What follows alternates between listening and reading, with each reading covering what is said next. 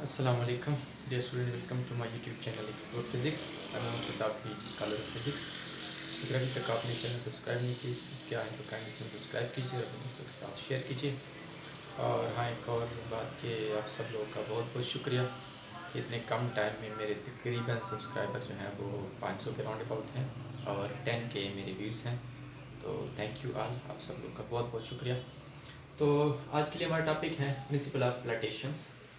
तो आपके बुक में कुछ इस तरह लिखा है कि फ्लैटिंग ऑब्जेक्ट डिस्प्लेस फ्लूइड, जिसका मतलब कुछ इस तरह है कि कोई ऑब्जेक्ट अगर फ्लैट कर रहा है तो उसके नीचे जितना पानी आ रहा है उस पानी का वेट उस ऑब्जेक्ट के वेट के बराबर है। लेकिन मैं इसको थोड़ा सा वाज़ेह करना चाहता हूँ कि बेसिकली इसका क्या मतलब है।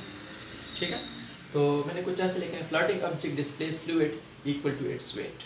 कि मतलब अगर कोई ऑब्जेक्ट फ्लैट कर रहा है, डूब नहीं रहा है पानी में, तो उसके नीचे जितना पानी आ रहा है उस पानी का वेट ऑब्जेक्ट के वेट के बराबर होगा। ये शर्त, पहली शर्त होनी चाहिए, तभी वो ऑब्जेक्ट फ्लैट कर सकता है, अदरवाइज़ वो डूब जाएगा अगर उसके नीचे जितना पानी आ रहा है उस पानी का वेट ऑब्जेक्ट के वेट से कम है। तो फिर इसको हम एक और फॉर्म में भी देख सकते हैं, डेंसिटी की फॉर्म में। मैंने 3 ये पॉइंट लिखे हैं कि अगर ऑब्जेक्ट की डेंसिटी, ये रो ओ ऑब्जेक्ट की डेंसिटी है, अगर तो वो ग्रेटर है वाटर की डेंसिटी से तो ऑब्जेक्ट डूबता है।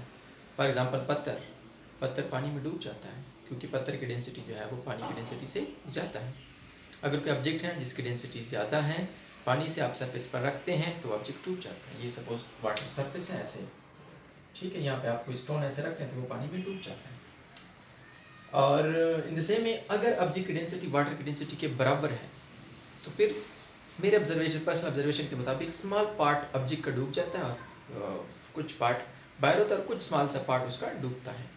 ठीक है, वो भी फ्लैट तो करता है लेकिन एक स्मॉल सा पार्ट उसका पानी के इनसाइड आता है। ये मेरे पर्सनल ऑब्जर्वेशन के मुताबिक। फॉर एग्जांपल अगर आप क्या करते हैं, वुड लकड़ी को देखें ना, तो एक स्मॉल सा पोर्शन उसका पानी के इनसाइड आता है, बाकी पानी से बाहर आता है। तो ये किस किस केस में कि अगर वाटर की डेंसिटी की, ऑब्जेक्ट की डेंसिटी वाटर की डेंसिटी के बराबर, या कोई और भी ऐसे ऑब्जेक्ट हो सकता है कि जिसकी डेंसिटी अप्रॉक्सीमेटली वाटर के बराबर हो, तो उसका small part inside the water आता है, बाकी पार्ट जो है वो ऊपर आता है। और अगर ऐसे हो कि ऑब्जेक्ट की डेंसिटी लेस देन वाटर की डेंसिटी हो, अगर कोई ऐसा ऑब्जेक्ट है कि जिसकी डेंसिटी पानी की डेंसिटी से कम है, तो वो कम्प्लीटली फ्लैट करता है, पूरा की पूरा बाहर होता है। जैसे प्लास्टिक बॉटल आप रखते हैं ना, तो वो थोड़ा सा हिस्सा भी उसका इनसाइड नहीं होता है वाटर, वो फुली की फुली प्लॉट करता है, फुली की फुली पानी के सरफेस पर ही रहता है। तो मतलब कि प्रिंसिपल ऑफ फ्लटेशन आसान अल्फाज में क्या है कि ये हमें ये बताता है कि ऑब्जेक्ट कब पानी में फ्लैट कर सकता है और कब फ्लैट नहीं कर सकता। ठीक है, कि जिसमें किताब के मुताबिक के जो भी ऑब्जेक्ट फ्लैट करेगा उसके नीचे जितना पानी आएगा उस पानी का वेट ऑब्जेक्ट के वेट के बराबर होगा। और ये मेरे कुछ पर्सनल ऑब्जर्वेशन और साथ में वेरियस किताबों की स्टडी के बाद ये मैंने कुछ रिजल्ट हैज़ किया है। और अभी अगर कन्फ्यूज़ है तो यू मे आस्क क्वेश्चन। और फिर उसके बाद है शेप्स एंड सबमरीन। एक सवाल मैंने इससे पहले उठाता हूँ। एक नीडल है ना, नीडल सुई, कि आप पानी के सरफेस पर ऐसे रखते हैं तो सुई डूब जाती है लेकिन इतना बड़ा शेप नहीं डूबता। How this is possible? हम आर्चिमेडेस प्रिंसिपल पर बात कर चुके हैं, तो अगर आपको इसकी समझ नहीं है तो पहले आप आर्चिमेडेस प्रिंसिपल को आप देखिए, उसकी वीडियो लेक्चर को। और फिर मैं एक और सवाल उठाता हूँ, इसी नीडल को ना, ये नीडल है ना, आप पानी के सरफेस पर रखते हैं तो इसने पानी के आंसर डूब जाना है, लेकिन आप इसके ऊपर ग्रीस लगा लें। ग्रीस जानते हैं, जो लुब्रिकेंट जिसको कहते हैं, जो लुब्रिकेंट के लिए यूज़ होता है। ठीक है, आप इसके ऊपर ग्रीस लगा लें, फिर इस पानी के सरफेस पर रखिए, नहीं डूबेगा। वजह क्या है? वजह ये है कि आप जब उसके ऊपर ग्रीस लगाते हैं तो आप इसका वॉल्यूम बढ़ा रहे हैं। डेंसिटी और वॉल्यूम, डेंसिटी पर हम प्लेलिस्ट में बात कर चुके हैं, डेंसिटी और वॉल्यूम का इन्वर्स रिलेशन है। तो फिर आप क्या कर रहे हैं, इसकी डेंसिटी को कम कर रहे हैं, वॉल्यूम बढ़ा रहे हैं तो डेंसिटी कम हो रही है। डेंसिटी कम हो गई तो इसलिए ऑब्जेक्ट नहीं डूबता। इसलिए तो मैंने यहाँ पे 3 पॉइंट लिखे कि ये डिपेंड डेंसिटी पर भी करता है। तो कैसे शेप फ्लैट करते हैं? क्योंकि आर्चिमेडेस प्रिंसिपल के मुताबिक कि शेप के नीचे जितना पानी आता है, शेप हमने चूँकि वुड ऐसी चीज़ से बनाया होता है कि जिसके नीचे इतना, ये सपोज ये ठीक है ना, ऐसे ये वाटर है और ये ऐसे शेप है, तो इसके नीचे ये देखें ना, ये नीचे कुछ पानी आ रहा है और इस पानी का वेट अगर आप चेक करें तो वो वेट ज़्यादा होता है इस ऑब्जेक्ट से, इसलिए शेप जो है वो फ्लैट करता है। और अगर नीडल के केस में आप चेक करें तो नीडल के नीचे जितना पानी आ रहा है, इस पानी का वेट नीडल से कम है तो इसलिए नीडल डूब जाती है। डेंसिटी के केस में भी आप समझ सकते हैं, जिस तरह मैंने पहले डिफाइन किया। तो शेप कुछ इस तरह फ्लैट करता है। और सबमरीन क्या है? सबमरीन भी एक शेप ही है, लेकिन सबमरीन सॉरी सबमरीन भी एक शेप ही है, लेकिन सबमरीन क्या कर सकता है, वो पानी के इनसाइड भी ट्रेवल कर सकता है और पानी की सरफेस पर भी ट्रेवल कर सकता है। जब ज़रूरत पड़े, फॉर एग्जांपल अपना पानी की सरफेस पर तेज़ हवाएं चलती हैं और फिर उसके लिए चलना मुश्किल होता है, तो वो इनसाइड द वाटर ट्रेवल करता है। तो कैसे वो ये पॉसिबल है, उसके लिए ये पॉसिबल है कि यहाँ पे ये सबमरीन का मैंने कोई डायग्राम बनाया है ना, ये सबमरीन है और यहाँ पे उसके साथ ऐसे टैंक लगा होता है और यहाँ पे मोटर लगा होता है। तो जब इसको ज़रूरत पड़ती है कि इस पानी के इनसाइड जाना है, तो फिर वो क्या करता है, अपने टैंक को पानी से फिल करता है, मोटर को ऑन करके ना टैंक को फिल करता है। तो अपने वेट को बढ़ा रहे हैं या दूसरे अल्फाज में अपनी डेंसिटी को बढ़ा रहे हैं, तो वो इनसाइड चला जाता है पानी के इनसाइड। तो फिर जब इसको ज़रूरत पड़ती है कि नहीं अब फिर बाहर आना है, तो ये देखिए ये पाइप है और ये बहुत ही हाइट पर रखा होता है, इतने हाइट पर ताकि अगर ये डूब भी जाए ना तो ये पानी से बाहर रहे।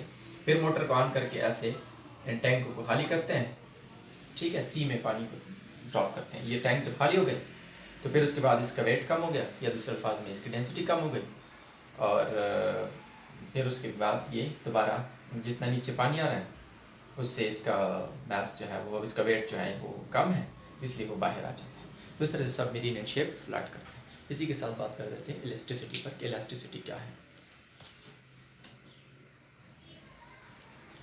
डियर स्टूडेंट, अब डिस्कस कर लेते हैं इलास्टिसिटी को। इलास्टिसिटी क्या है, किसी ऑब्जेक्ट की वो प्रॉपर्टी कि अगर आप उससे डिफॉर्मिंग फोर्स हटाएं और फिर वो अपनी हालत पर दोबारा आ जाए, तो उस प्रॉपर्टी का हम नाम देते हैं इलास्टिसिटी। अब आप खुद सोचें, डेली लाइफ में आप बहुत सारी ऐसी चीज़ें देखते हैं कि जिस पर डिफॉर्मिंग फोर्स, हाँ ये डिफॉर्मिंग फोर्स क्या है, डिफॉर्मेशन से निकला है जो किसी शेप साइज़ को बिगाड़ सकता है, उसका नाम है डिफॉर्मिंग फोर्स। मैंने रबर को ऐसे खींच लिया तो उसकी शेप को मैंने बिगाड़ दिया ना, तो जिस फोर्स से मैंने ये किया तो उस फोर्स को डिफॉर्मिंग फोर्स कहते हैं। मैं किसी ऑब्जेक्ट को ऐसे जो है ना वो पुश करता हूँ तो मैं उसके शेप को बदल रहा हूँ, तो डिफॉर्म कर रहा हूँ उसको, तो इस फोर्स को मैं डिफॉर्मिंग फोर्स का नाम देता हूँ। ठीक है, तो the property of an object to regain its original state when deforming force is removed. अगर डिफॉर्मिंग फोर्स आप किसी ऑब्जेक्ट से हटाते हैं और वो दोबारा अपनी हालत पर आता है जिस हालत में वो पहले था, तो इस प्रॉपर्टी का नाम देते हैं इलास्टिसिटी। अब फॉर एग्जांपल मेरे पास एक स्प्रिंग है, अगर मैं क्या करूँ, ऐसे स्प्रिंग को डिफॉर्मिंग फोर्स लगाता हूँ ना, तो इसके शेप को मैंने बदल दिया और जब मैं फोर्स हटाता हूँ तो वो फिर अपनी हालत पर आता है कि नहीं आता। इसका मतलब ये इलास्टिक ऑब्जेक्ट है। कमान में आप क्या देखते हैं, बो में एक रबर ही होता है ना, उसको आप क्या करते हैं, ऐसे फोर्स लगाते हैं, उसकी शेप को बिगाड़ रहे हैं और फिर जब आप फोर्स हटाते हैं तो वो दोबारा अपनी हालत पर आते हैं। इनसे में एक रबर शीट को आप ऐसे फोर्स लगाते हैं तो आप डिफॉर्मिंग फोर्स की वजह से उसकी शेप को बदल रहे हैं और फिर वो दोबारा अपनी हालत पे आ सकते हैं। तो ये मतलब ये भी इलास्टिक ऑब्जेक्ट है। एक और इंटरेस्टिंग पॉइंट है, पुराने ज़माने में 2006 के राउंड अबाउट जो पहले 9th क्लास की किताब थी ना, उसमें इलास्टिसिटी को कुछ ऐसे डिफाइन किया गया था कि ऑब्जेक्ट की वो प्रॉपर्टी कि जिसकी वजह से वो अपने शेप में तब्दीली के खिलाफ मज़ाहमत करे, अपोजिशन पेश करे, उसको हम नाम देते हैं इलास्टिसिटी। फिर उसके मुताबिक बच्चों से अक्सर एग्ज़ाम में सवाल पूछा जाता था कि इलास्टिसिटी जो है वो steel is more elastic than rubber, फिर ये कंसेप्ट था उस टाइम। लेकिन अब चूंकि इलास्टिसिटी की डिफिनीशन को ही पूरे और अलग तरीके से कर रहे हैं, उस तरीके से नहीं कर रहे हैं, तो मेरे ख्याल में अब उसी MCQs को दोबारा डिस्कस करना कि स्टील जो है वो रबर से मोर इलास्टिक हैं और वही वाला रीज़न देना, मैं तो इस हवाले से कोई कमेंट नहीं कर रहा हूँ। और इस डिफिनीशन के मुताबिक अगर आप देखें तो फिर तो स्टील मोर इलास्टिक नहीं है। लेकिन आई डोंट नो कि अब इसके साथ हम क्या करें, लेकिन एनी हाउ अभी इस डिफिनीशन के मुताबिक तो ये स्प्रिंग रबर ये सारी चीज़ें क्या हैं, इलास्टिक हैं। और आज के लिए इतना ही, फिर इंशाल्लाह कभी इस पर बात करेंगे।